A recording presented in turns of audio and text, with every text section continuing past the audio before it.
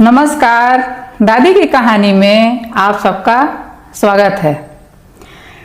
आज हम आपको एक बहुत ही मोटिवेशनल कहानी सुनाने जा रहे हैं जिसका शीर्षक है आखिरी प्रयास।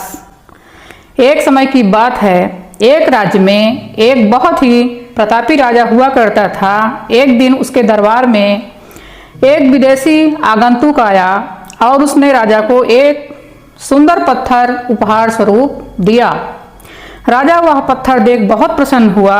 उसने उस पत्थर से भगवान विष्णु की प्रतिमा का निर्माण कर उसे राज्य में स्थापित करने का निर्णय लिया और प्रतिमा निर्माण का कार्य अपने राज्य के महामंत्री को सौंप दिया।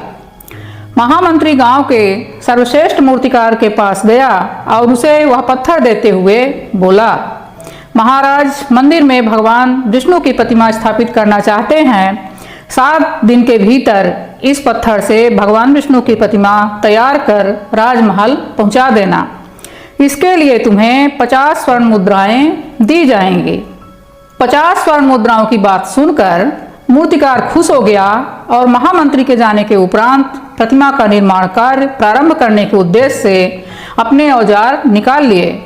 अपने औजारों में से उसने एक हथौड़ा लिया और पत्थर तोड़ने के लिए उस पर हथौड़े से वार करने लगा, किंतु पत्थर जस का तस रहा। मूर्तिकार ने हथौड़े के कई बार पत्थर पर किए किंतु पत्थर नहीं टूटा।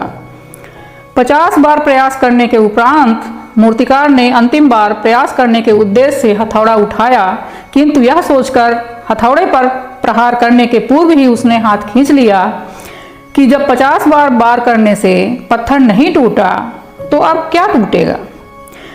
वह पत्थर लेकर वापस महामंत्री के पास गया और उसे यह कहकर वापस कर आया कि इस पत्थर को तोड़ना नामुमकिन है, इसलिए इससे भगवान विष्णु की प्रतिमा नहीं बन सकती। महामंत्री को राजा का आदेश हर स्थिति में पूर्ण करना था, इसलिए उसने भगवान विष्णु की प्रतिमा निर्मित करने का कार्य गांव के एक साधारण से मूर्तिकार को सौंप दिया। पत्थर लेकर मूर्तिकार ने महामंत्री के सामने ही उस पर हथौड़े से प्रहार किया और वह पत्थर एक बार में ही टूट गया।